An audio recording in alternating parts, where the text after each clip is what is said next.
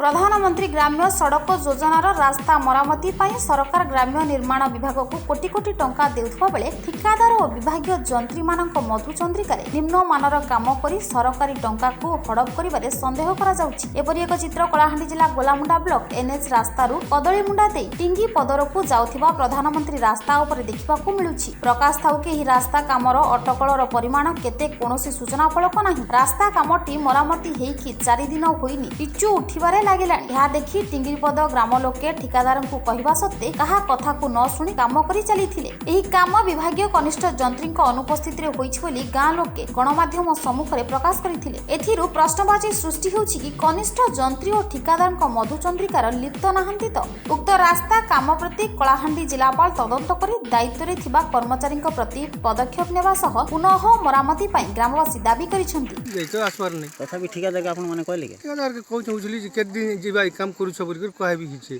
परमाइस केते दिन जीवा ई काम करू छ जे बोल कहै छै। रास्ता घाट बहुत खराब अछि। एबे भी बनै छन जनता 4 दिन होइ छै 4 दिन होइ छै और से रास्ता घाट पूरा बहुत खराब हे गेला ना। ई रास्ता रे बहुत गाड़ी आसा जा होछि। बाकी रास्ता रे जेते भी पिचु दिया हि छै सब पूरा पूरी उपड़ी जाउ छै। गोलामुंडा ईश्वर पटन की रिपोर्ट कामयाब टीवी।